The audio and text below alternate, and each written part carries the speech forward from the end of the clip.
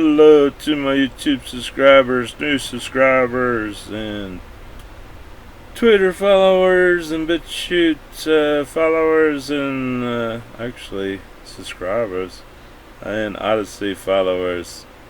Too many followers and subscribers, I'll tell you.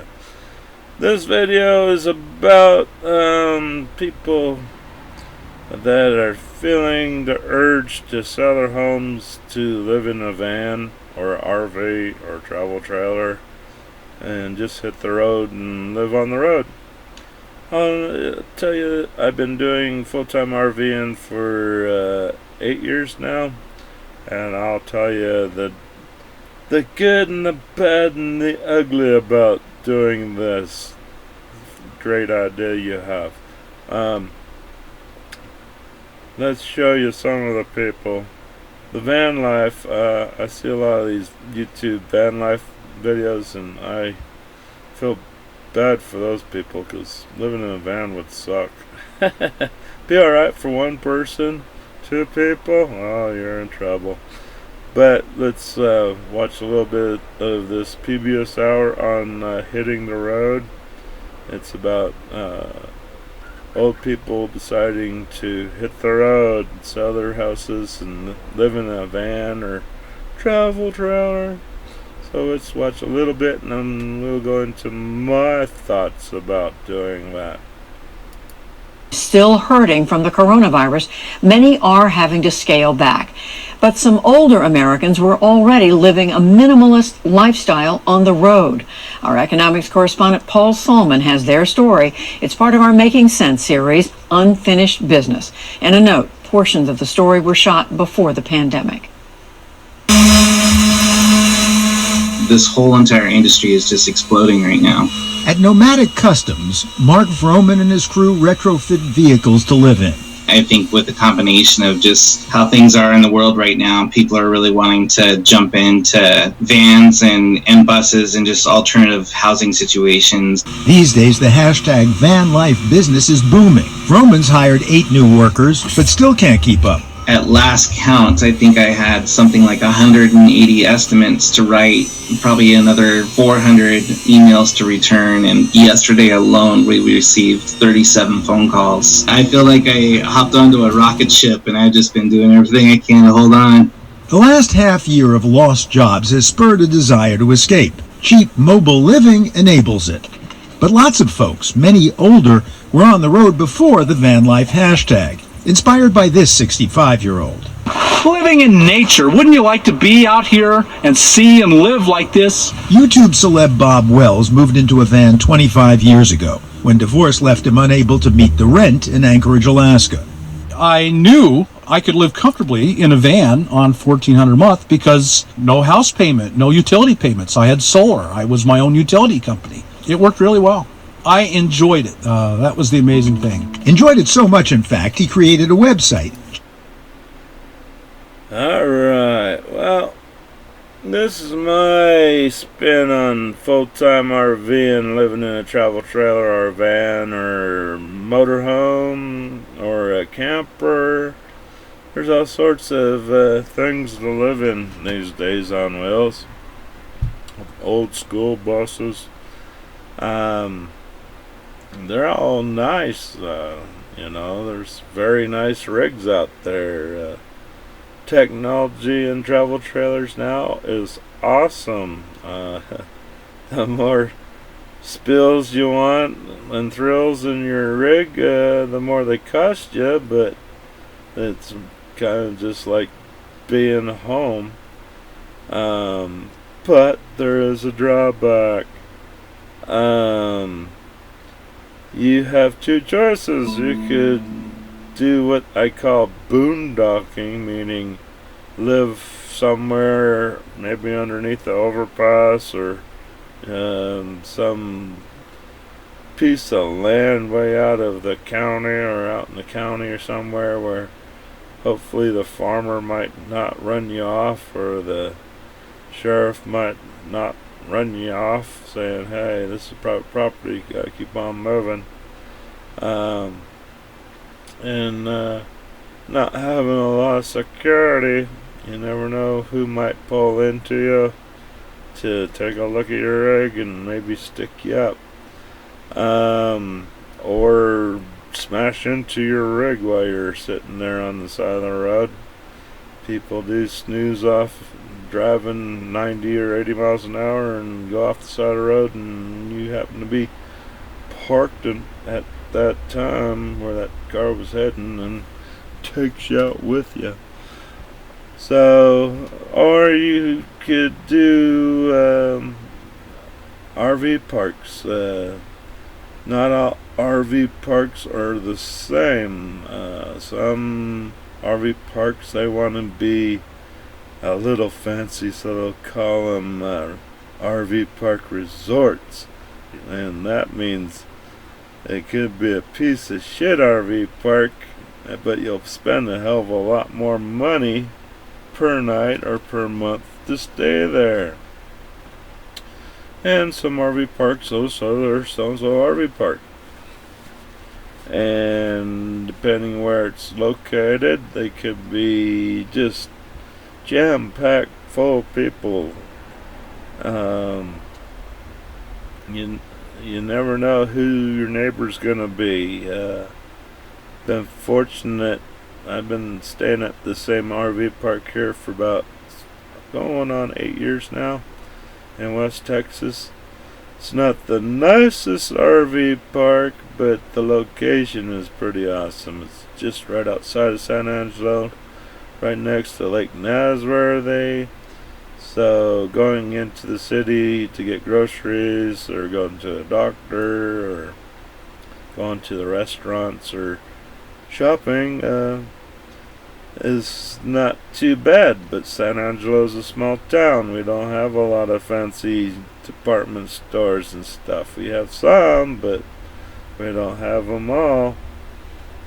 But that's okay. I'm not a big shopper, and that's another issue.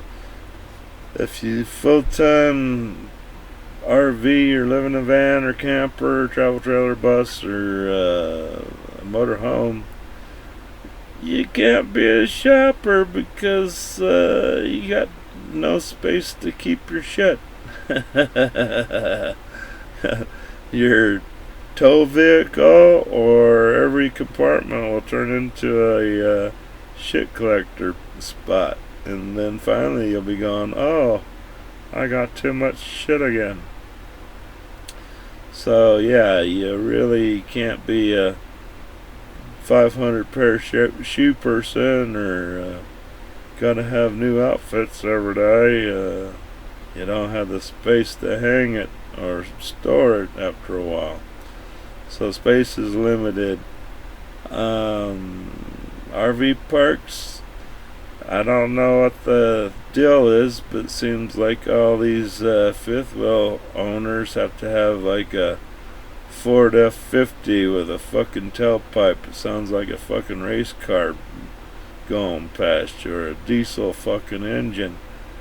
And they could be a little loud at times. Motorhomes, especially the older motorhomes, they sound like goddamn crap piles driving past you, just until they stop. So yeah, you gotta deal with the vehicle noise once in a while. It's like Jesus. And around here, this RV park has a lot of full-time RVers that are living full-time in their travel trailer, but they got a job somewhere in San Angelo, so they gotta get up about 5 in the morning. And in the wintertime it gets cold, and if they have a diesel car or vehicle, they gotta start their damn vehicle up at 5:30 in the morning, and it sounds like a bunch of Apaches warming up in the middle of the morning there, waking your ass up. You're like, why don't you just fucking jump in your car and get the hell out of here? I understand you need to let your car warm up for a bit, but 30 minutes, give me a fucking break. But other than that, you have to put up with RVers that think, they could be just weekend warrior RVers. They got an RV and they want to get out of the city for the weekend, enjoy the lake, and stay at the RV park. but they've got to bring their damn dogs with them because they're part of the family.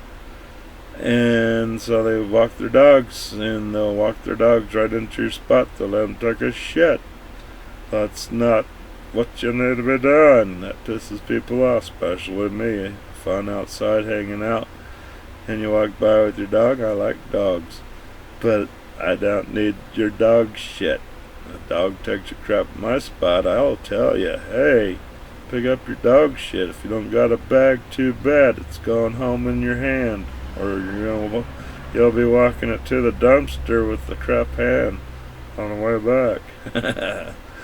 But that's part of being a responsible pet owner. Some douchebags think they can let their dogs run free in an RV park. No, you can't. Your dog needs to be on a leash. Even if it's a sweet puppy, it still needs to be on a leash.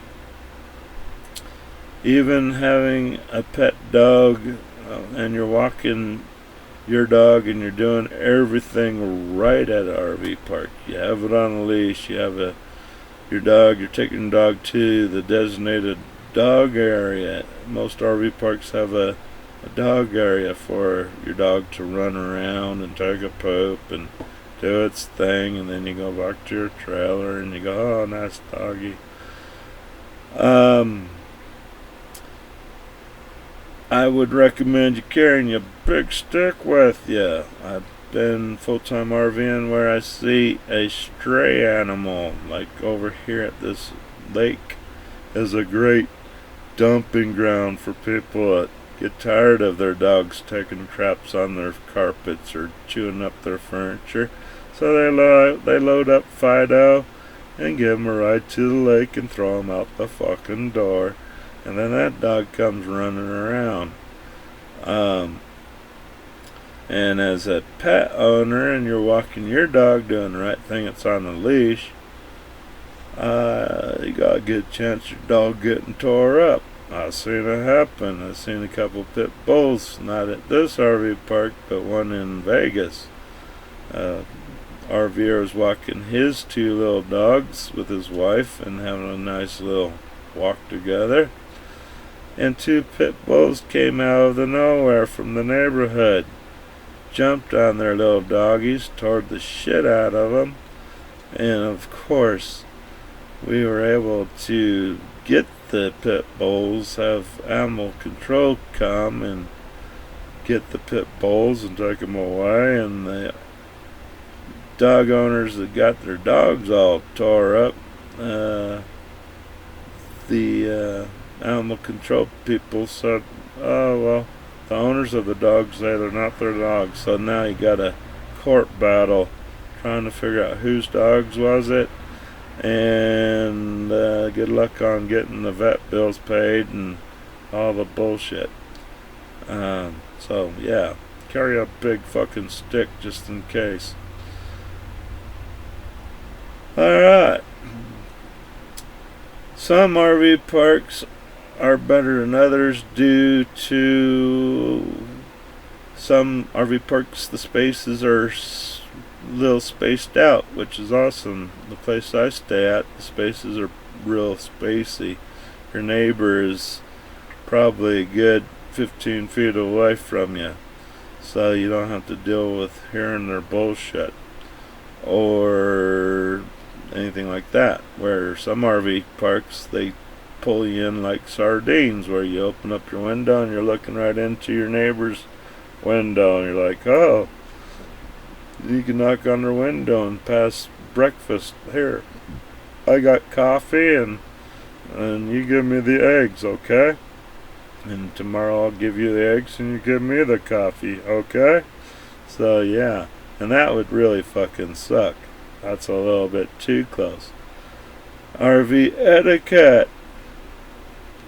I know everybody wants to be friendly at RV parks. They feel like they want to pull in where everybody's at.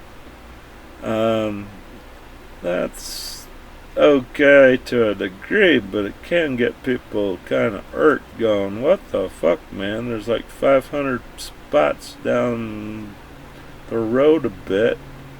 Why'd you need to be my neighbor? Normally, I like to pretend I'm a retard, and that kind of freaks them out until a retard shows up, and then they're like, "Oh, he's one of us." So that could bite you in the ass. So yeah. I prefer not to have neighbors. I'd rather be able to do my thing, play my music, don't have to worry about nobody bitching about music or whatever. So unfortunately, I have no choice who pulls next to me. Been pretty lucky though. For the last 6 years, I really haven't had neighbors on both sides of me, so I've been spoiled.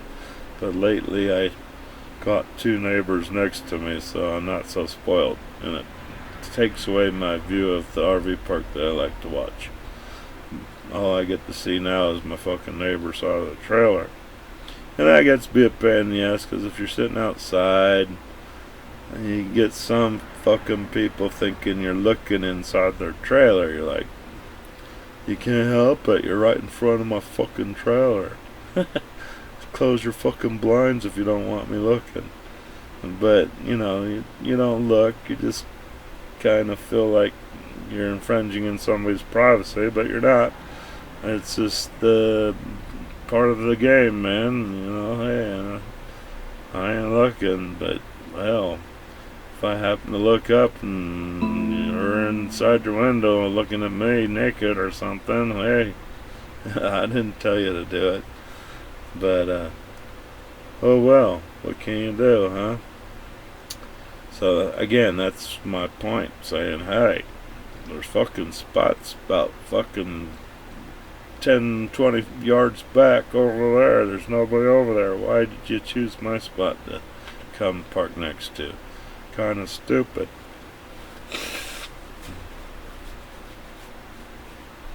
But with the COVID virus, RV parks experience has not been as fun as it used to be. You used to be able to greet your neighbors and be happy, saying, "Hi, I'm so-and-so from so-and-so, and I'm your neighbor. If you need anything or need some help or something, come pound on my door."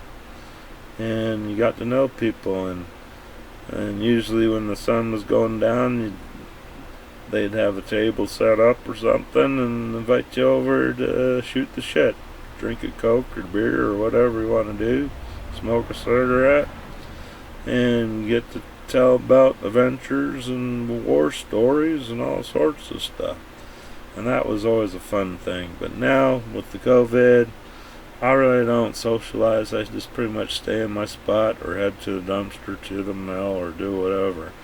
Self-distancing, man. I don't need to get the COVID from some RV person I just moved in, or I don't even know. So I don't do that. So that kind of sucks. Makes it kind of boring. But I have plenty of entertainment here. I got my 4 chickens. I got 3 hens and a rooster. I've been trying to train my rooster not to crow, and that's a full-time job. But he's starting to learn. All I gotta do now is open my door and tell him be quiet, and he's like, okay. So things are working out little by little here. Bad thing about full-time RVing at RV parks, or even on staying on the road, being cheap and trying to find vacant lots or somewhere to kind of stay and relax a little bit. You're subject to Mother Nature. Mother Nature could be a son of a bitch.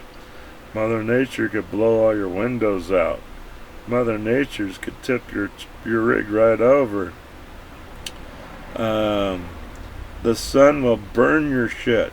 The sun will cook your tires, cook your paint jobs, cook your trailers, sidings, and your roofs and things. And all of a sudden, when it comes rain time, you start getting leaks because your didn't go out there and do some maintenance that you should have been doing, like caulking all your sides that are needing caulking, and taking care of your roof and things, by getting up there and washing off all the dirt, and then maybe putting some kind of UV blocker on that plastic membrane so the sun doesn't rot it off and you have a high wind and your rubber roof blows off. And so yeah, if you're full-time RVing and your truck breaks down, that'll be okay. You can get a tow truck, get your truck in a mechanic somewhere, but how are you going to get back to your rig, or how, just pain in the ass. Or if you're in a van and you live in a van full-time and your van breaks down, where are you going to live? You got to stay at a hotel or something for 2 days, maybe a week, depending on if you broke down in a boom town where they have limited parts and they gotta order it and then have to wait for them to come in. So where are you gonna live? You've gotta spend more money on a hotel.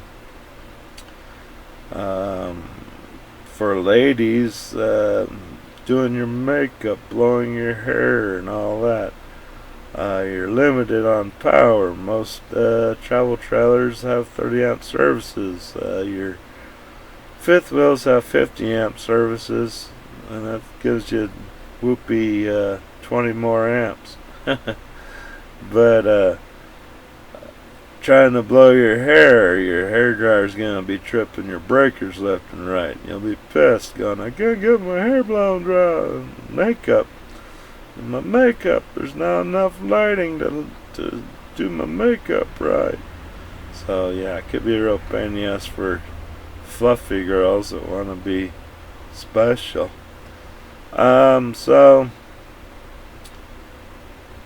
if you're boondocking, you're not going to have power unless you have a generator. So as long as your generator's running good and you got gas or diesel, you'll be okay. But you got to deal with the gas smell. Diesel generators suck the most, I think, because I hate the smell of fucking diesel fumes. And they're usually a lot louder than gas generators. So then you gotta deal with your damn diesel generator buzzing outside your rig, and you're trying to sleep at night. And if you're in West Texas in the summertime, you need to run your generator to keep your AC going. So yeah, that could kind of really suck bad. And you gotta deal with the carbon monoxide, and hopefully that doesn't drift into your trailer and kill you. So yeah, it's not all full-time RVing is not for everybody. I do recommend people buying RVs and travel trailers and motorhomes. They are awesome emergency vehicles. Like if a tornado happened to come by in your neighborhood and you're able to hit your house and grab your rig real quick and get the hell out of there and watch your house get blown to shit, at least you got somewhere to stay, and then you can come roll back to your flat and lot and supervise your builders to rebuild your house. But you're still living in comforts of a home. You got AC, refrigerator, microwave, ovens, you got a shower, you got a toilet, you got a nice bed, and AC. So it's a win-win situation. Unfortunately though, homeowner association dickheads, you're already paying city taxes, or if you're out in the county and you happen to buy a homeowner association plot, has a homeowner association hooked to your plot, and you want to build a house or something, and you have a homeowner association, they'll be poo-pooing that RV sitting in your yard. They'll be like, you can't have that here. So then you gotta go find a place to store your RV, which could be $300, $400 a month, depending on what kind of storage place you want. If you wanted a covered space or open space or a climate controlled space, those spaces can be expensive. So then you got a house payment plus a travel trailer storage cost. So it could be a pain in the ass.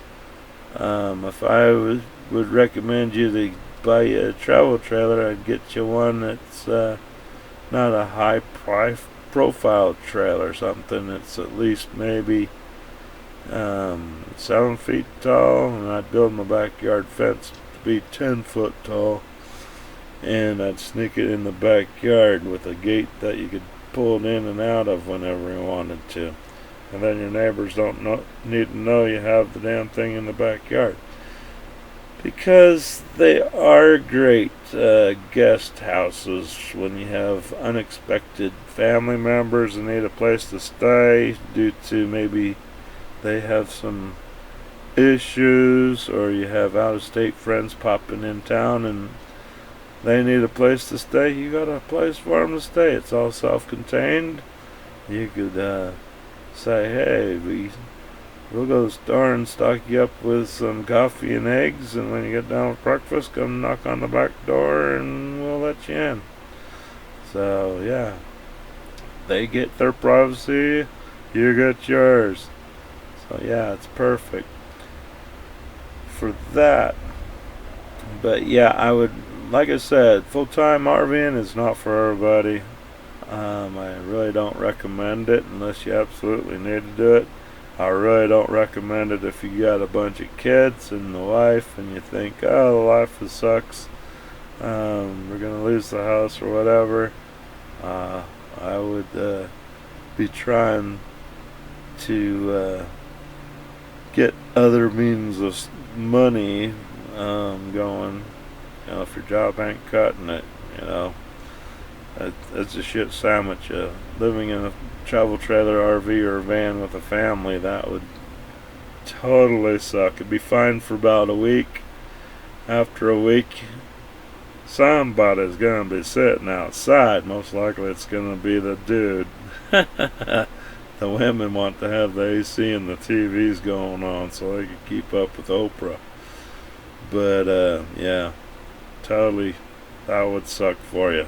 But I guess if you're in that situation and it sucks, it'll give you incentive to get off your ass. We'll find you a good job in between. Saying, well, at least I could go out and look for a job while you guys deal with the situation we're in. So either way, but I am for part-time RVing. Own one, take it out on weekends, holidays, any kind of time you have available to do it. It's awesome. You have a good place to stay, but your RV experience really is not an experience until you hit the road. When you're on the road, that's where the shit happens. Towing your vehicle, if you're not a good tow person, you never really had a vehicle that you towed before, there's a lot of shit you gotta know about how to turn, make your turns wider so you're not smacking into light poles or parked cars, or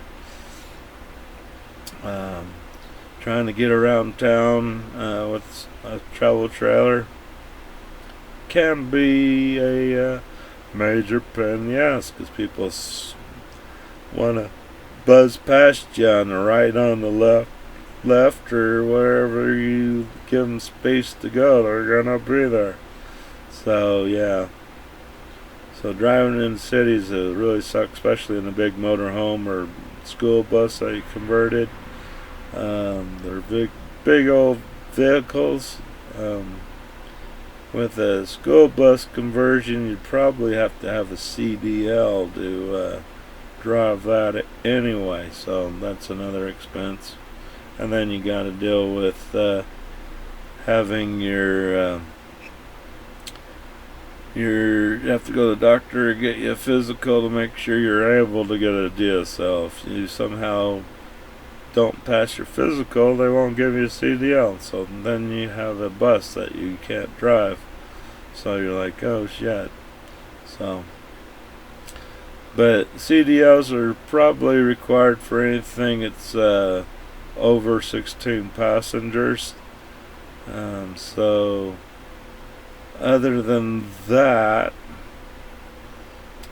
people get away with the Class C's, travel trailers, vans without getting a CDL, just getting a regular driver's license. So there you go with that. Plus, you know, if you have an automatic school bus, no air brakes and things like that, the CDL is not that hard. But even getting air brake certification on your CDL is not that hard either. It's just an extra test you gotta take. But still, pain in the ass. But it's a needed pain in the ass because air brakes suck. If you don't know anything about air brakes, you're gonna be fucked one day. So I do recommend you getting a CDL license and know about air brakes if you have air brakes. If you have regular disc brakes, drum brakes, you're okay. You don't have to worry about it unless your fluid leaks or something and your brakes go out. So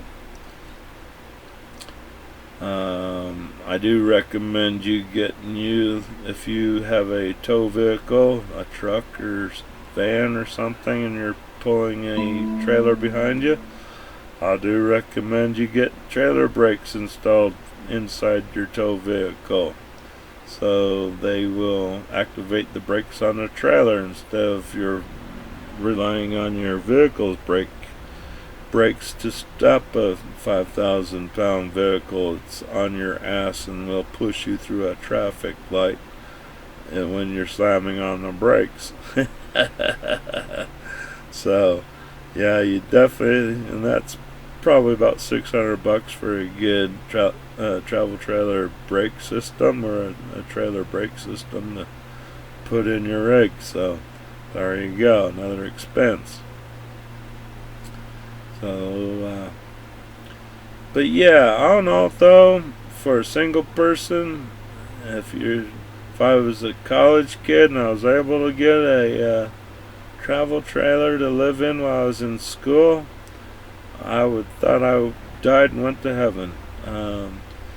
I would prefer to stay in a travel trailer and have my rig all set up with internet and learning abilities, and stay at a nice quiet RV park and get my degree and get the hell out of there when I got my degree and got my good job. So that would work awesome. Unfortunately, RV parks, they usually have quiet hours. When the sun goes down, you gotta be kind of quiet. You can't have your music blasting. Can't have a bunch of friends out there drinking and screaming and hooting and hollering and having a good old time. They usually shut you down. They'll say, I'm sorry, you gotta tell your friends to go. And if you don't, your friends and you will be going. So that's part of staying at an RV park. So, but like I said, not all RV parks are the same. Most of them, unless you're in Slab City or something in California with a bunch of drug users and alcoholics that want to party 24/7 and kind of turn the place into a fucking dump, you know, and you never know if you're going to get robbed in a situation like that, because they're all druggers. So you're like, oh, fun times here. I love staying at, I could have stayed at the fucking landfill instead of dealing with all these Tracy's over here. Probably would have been a lot quieter. So yeah. The good thing is, if you want to do full-time RVing and you want to stay at an RV park, look on the internet for RV parks, look around, drive around, check them out before you go see, before you go buy a travel trailer and you're stuck. You're like, oh, we sold the house and we need a travel trailer and now we need a RV park to stay in year round, maybe, or just for a month or so, or a day or two. Like I said, most RV parks have different prices on how long you're going to stay. Nightly rates are usually about $30 a night, and you usually get free water and free electricity. This RV park doesn't have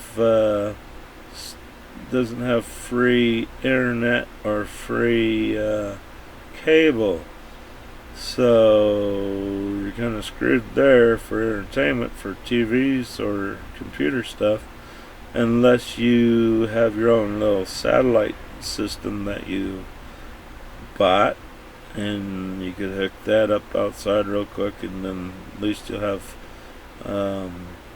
cable to watch if you're into satellite dish viewing. I'm not a big satellite fan. They work good when the weather's fine, but when the storms start coming in, your satellite's not gonna work. It'll go back online once the storm passes. By that time, you're in the dark. You don't have no information. You want to control it. You want to see the weather, make sure no tornadoes are coming or any damaging winds and things. So with satellite, you're kind of screwed. You're shooting the crap game. You're going, well, we'll hope for the best, and we'll see what happens. I'm not a big fan. This RV park has a fucking shitload of overgrown trees that need to be trimmed back. They do a little trimming, but I think they wait for Mother Nature to do the trimming.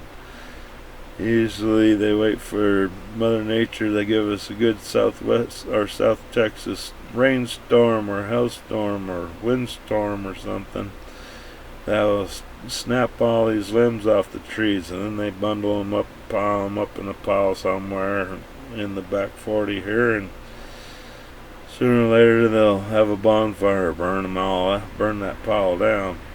But I'm not a big tree fan lover when you have a travel trailer and you want to park underneath one, thinking, oh, it's going to give us plenty of shade. It gives you plenty of shade, but it also lets critters jump on your rig roof, like squirrels. Squirrels are the worst thing you could have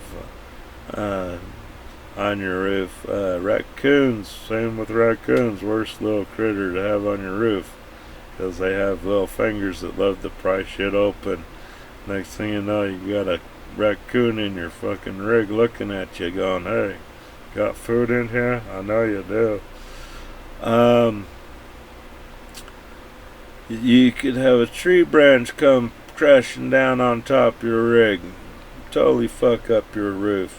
You'll start having rain come in then, and then that's a pain in the ass. And if you're full-time RVing and you gotta go take your rig in for roof repair, where are you gonna stay? Meanwhile, where are you gonna put your shit? Because you're gonna have strangers in and out of your rig where you're probably not gonna be able to be in your rig to keep them from taking your shit. So total pain in the ass. So, well, there's just tons of good and tons of bad, but like I said, full-time RVer will teach you to be a minimalist at best, because you'll have to be a minimalist. Buy what you need, not what you want. You'll save some money that way, because most of the time when you buy what you want, that's your dust pile bunny piling up in a corner somewhere on a shelf or hidden somewhere in a storage compartment that you could have been using for something else. So yeah, you'll you kind of start looking like a freaking hoarder after a while. A lot of people like to get them a little charcoal barbecuer and barbecue. Some RV parks, though, you can look around. Some RV parks, they have little charcoal grills already set up on your space with a little picnic table, which is awesome. This RV park doesn't have that shit. All you get is a spot with a sewer hookup and electricity. So no, we don't have places for you to eat outside or barbecue, but you could buy you a little barbecue grill or something. I bought a big gas grill, but in West Texas it's a dry state. We're a desert, especially West Texas. We are desert climate here. So we could have no burning bans, so you cannot go out there and light up a charcoal grill to cook your meat. If you wanted to have a little barbecue one day or something, you might not be able to do it here in West Texas. With a gas grill, you can do it. Anytime you do grill, you need to be at least 10 feet away from your rig with your grill. You don't need, I see a lot of RVers. It's usually a husband-wife deal, and wife's, or it might be a husband or a boyfriend-girlfriend deal. And the wives and girlfriends, they love the freaking awning. Every travel trailer has an awning. And some travel trailers have like 14 awnings. One awning for every freaking window. And if you got a wife or girlfriend, she'll want you to pull every one of those bastards down. Oh, it looks so cute with all those awnings down. So they'll pull them down. You pull them down to make your wife or girlfriend happy, because you like your girlfriend and wife. And then she'll say, let's have a barbecue. So you'll pull your barbecue underneath the awning, thinking, we'll be out in the shade and everything will be cool, and we'll have a good dinner. And then all of a sudden you light your barbecue up, and then about 10 minutes later you start seeing your awning starting to smoke, because the fire is starting to heat up underneath the awning. And if you don't catch it, you got a fucking trailer fire. And then you're like, oh, those awnings are so fucking awesome.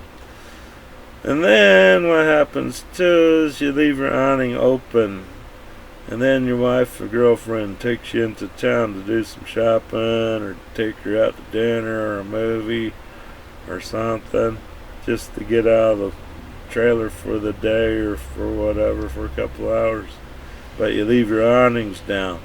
West Texas is good for wind, and awnings don't like wind, so you'll come back and your awning will be ripped. It could be ripped off your rig, or it could be just mangling, limping on the side of your rig because it's been torn. The wind's ripped your awning, so now you gotta buy a new awning. Then you gotta take it in and get it fixed, and then you don't have a place to stay because your awning's getting fixed. And you're like, oh, that awning deal is so fucking great. You really don't need to take it in to get your awning fixed. You could do it if you're able to work with tools, but it's a two-man job, and it's a dangerous job because those awnings have a spring system in them, kind of like a garage door spring, and good way to get your ass hurt if you accidentally let the spring go and all of a sudden your wrench flies and hits you in the head or something, or knows your wife, she'll be pissed. So either way, pain in the ass. I don't even take mine down. I'm like, fuck that. Come about 3 o'clock or even 2 o'clock, my RV park, my front door faces the east, so around 2 o'clock, 3 o'clock, the sun goes on to the other side of my rig to the west. some of my travel trailers starts putting enough shade where I can sit outside and enjoy myself and watch the traffic go by, RVers go by, and the wildlife go by. And so I'm not worried about pulling my awning down. My poor awning is getting old enough and getting sun rotted enough. If I did pull it down, it'd probably be ripped anyway, so I'd have to get my knife out and cut that and throw that to the dumpster. Oh well. So awnings, major pain in the asses. I'm not a big fan of the fucking slide outs. They do make travel trailers very awesome. They give you a lot of fucking room when they're out. When they're in, they give you fucking no room. They'll be going, what happened to all the room? Our slide outs are inside. So now that's taking all my room.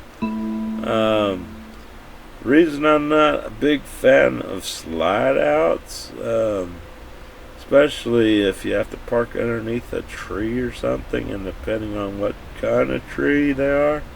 The trees at this RV park are oak trees. What goes on oak trees? Freaking acorns.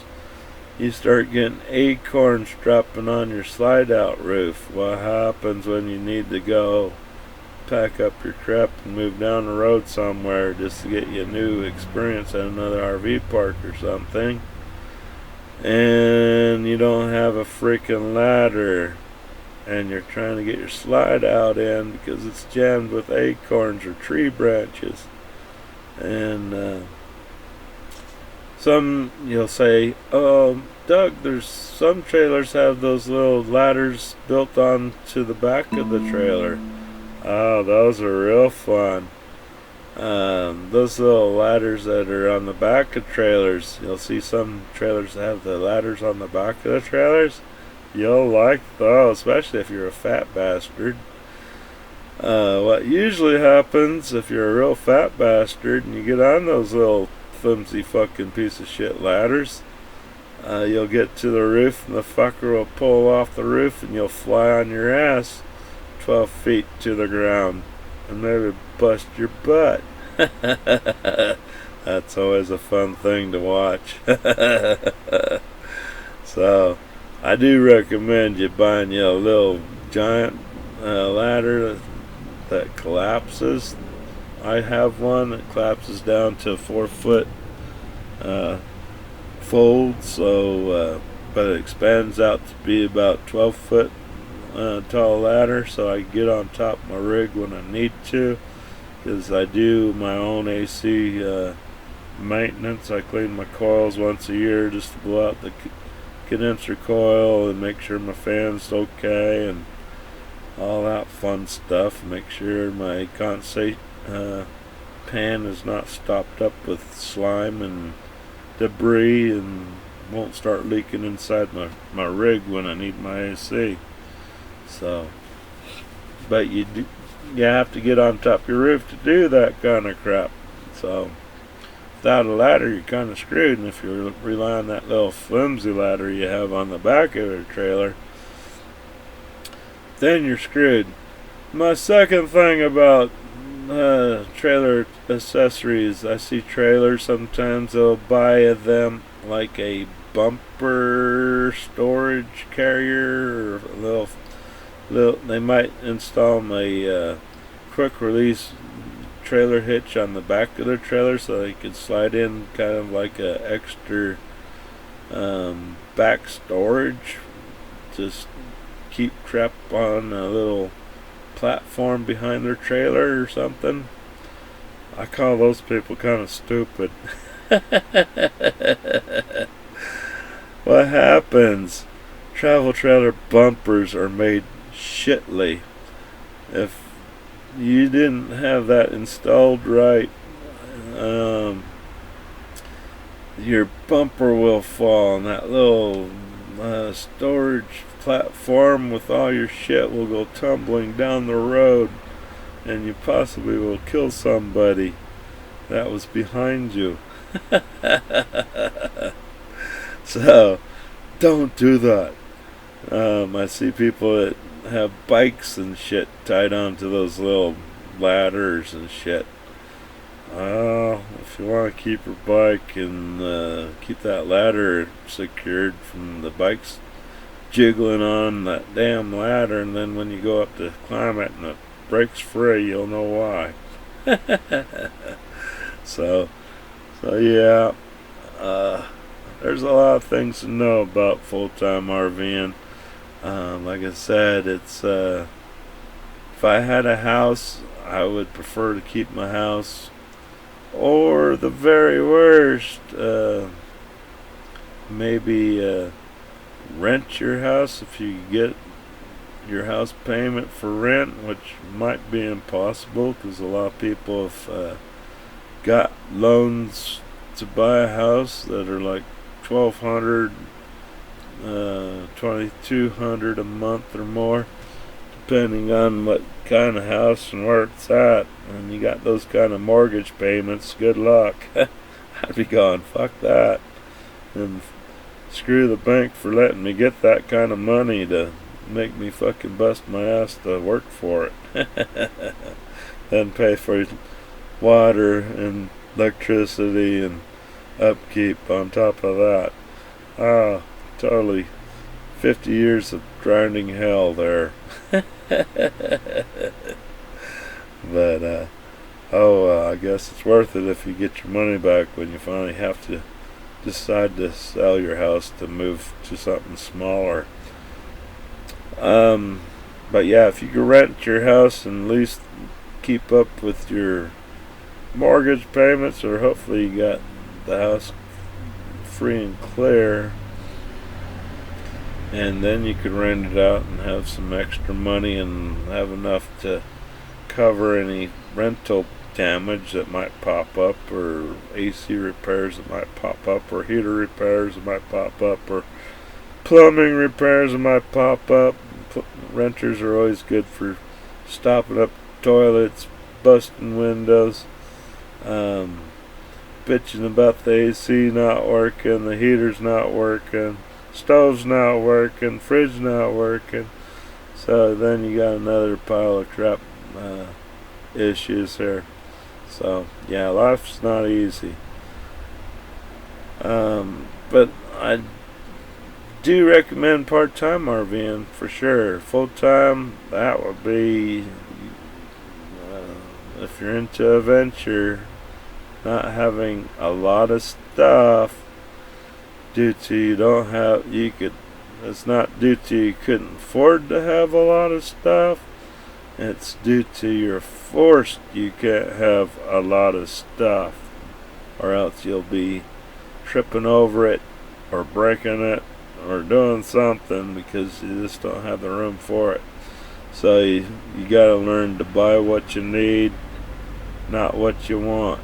So then that could be a good thing. At least get you starting to build up a bank account again, because you ain't buying a bunch of shit you didn't need anyway. You just wanted it because the Jones had it next door, so we need to get one too. Alright, well that's my 2 cents about hitting the road, man. Like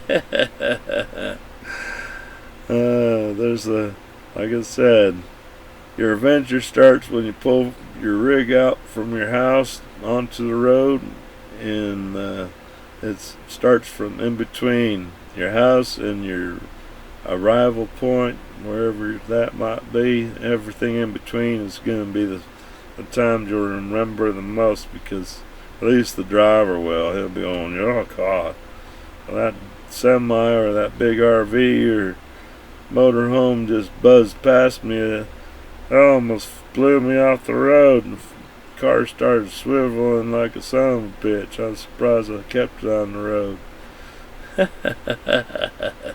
Man, that's called fucking getting sucked into the fucking wind draft there. The backdraft, that rig will suck you in. You feel like you'll be slapping into that rig passing you. Like, holy shit. Didn't expect that kind of crap. So yeah, that happens. So But yeah, getting there safely without damaging your rig or your vehicle, your tow vehicle. You can say you had a good trip, but then you gotta go back home. So if you make it to and back without any road incidents, you had an awesome trip. If you didn't make it to or and back with road incidents, you're gonna have to go fucking find a job, the second job, to pay for your rig damages. It's like, oh shit. Or you might have to go get a new travel trailer depending on how bad you fucked up. So yeah, sometimes it's best to be the passenger, but sometimes that passenger ride could be a story in itself. Hey Fred, you remember when you fucking went into a gas station with your travel trailer and the travel trailer was too high for an awning and you fucked up that gas station's awning and it came down on top of us? That was fucking awesome. Hey Fred, you remember when we were like taking a turn and your travel trailer is wrapped around that light pole? That was fucking awesome. Hey Fred, you remember when we're going down the road and your travel trailer had like 4 fucking blowouts? You hit something and popped all 4 of your tires? That was awesome. So yeah. And poor Fred's going, yeah, good thing you're there to help pay for half of the shit for me. What? Didn't think that'd be in part of that plan. Alright everybody, have fun. But yeah, I do recommend you get you a decent sized travel trailer to fit your needs. Like I said, families, y'all need a decent sized travel trailer, but with a decent sized travel trailer that comes into the cost factor, and living full time with a family in a travel trailer or a motorhome or bus or van, that would be total fucking hell. Don't recommend that at all. Alright, well, we'll talk to you later. Thanks for watching. Bye bye.